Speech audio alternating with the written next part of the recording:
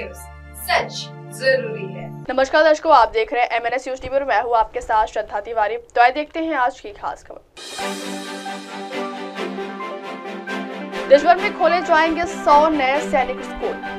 दिल्ली में 60 से अधिक सीटें जीतेगी आप, बहुमत से बनेगी सरकार। सिंधु नदी समझौता भारत के किस रुख को वर्ल्ड बैंक के एक्सपर्ट ने सही माना। तो आइए देखते हैं खबरें विस्तार से। देश भर में खोले जाएंगे 100 नए सैनिक स्कूल। देश में शिक्षा की बुनियादी गुणवत्ता में सुधार करने के लिए केंद्र सरकार ने एक बड़ी फैसला किया है, जिसके तहत सरकार देश भर में 100 नए सैनिक स्कूल खोलने जा रही है। बुधवार को 22 जनवरी रक्षा मंत्री राजनाथ सिंह ने केरल के अलपुझा में विद्याधिराज विद्यापीतम सैनिक स्कूल के वार्षिक दिवस समारोह के मौके पर कहा कि देश भर में 100 नए सैनिक स्कूल स्थापित किए जाएंगे। उन्होंने कहा कि केंद्र सरकार का ये फैसला भारत में बुनियादी शिक्षा की गुणवत्ता में सुधार लाने और देश के समग्र विकास में योगदान देने के उसके प्रयासों का हिस्सा है। सिंह ने कहा कि केंद्र सरकार ने सैनिक स्कूल में लड़कियों के दाखिले का रास्ता भी साफ कर दिया है। उन्होंने बताया कि सरकार ने देश के दूर दराज के क्षेत्र और विविध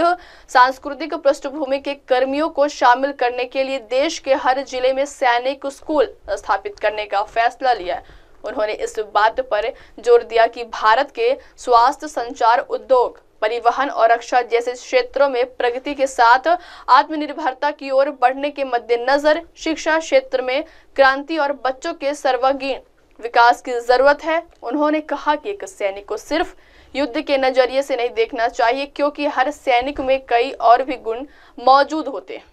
अगली खबर, दिल्ली में 60 से अधिक सीट जीतेगी आप, बहुमत से बनेगी सरकार।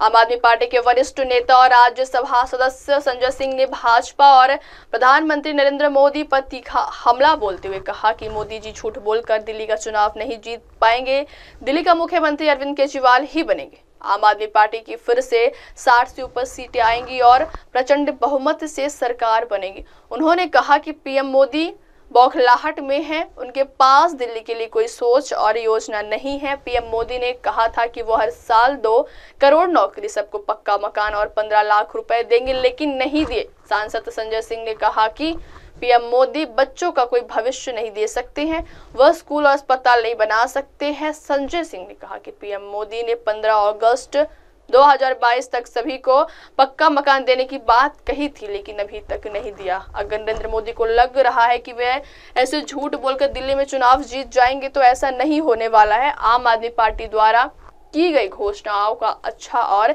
व्यापक असर है। आम आदमी पार्टी फिर से 60 से ऊपर सीटें आएगी और प्रचंड बहुमत से सरकार बनेगी। अरविंद केजरीवाल मुख्यमंत्री बनेंगे। अब भाजपा का नाम ही बदल गया है। ये लोग बड़ा झूठी पार्टी है। अगली खबर, सिंधु नदी समझौता भारत के किस रुख को वर्ल्ड बैंक के एक्सपर्ट्स ने सही माना। भारत और पाकिस्तान के बीच सिंधु नदी के पानी को लेकर विवाद दशकों पुराना है। इसे लेकर एक समझौता भी है, मगर उस पर भी कुछ न कुछ मतभेद जाहिर होते रहते हैं। अब विश्व बैंक की ओर से नियुक्त एक न्यूट्रल एक्सपर्ट की इस विवाद पर प्रतिक्रिया आई है, जिसने किशन गंगा और रेटल हाइड्रो इलेक्ट्रिक प्रोजेक्ट्स पर भारत पाकिस्तान के बीच विवाद को सुलझाने के तरीकों को लेकर भारत के रुख को सही माना है।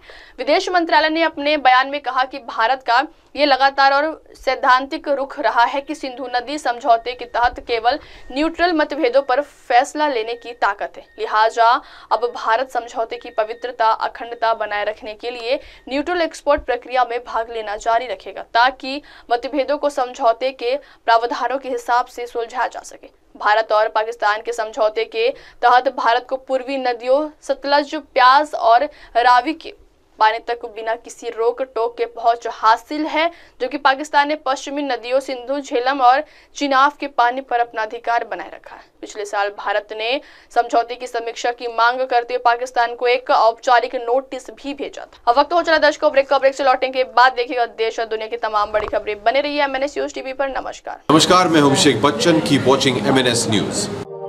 आप देख रहे हैं MNS न्यूज, सच जरूरी।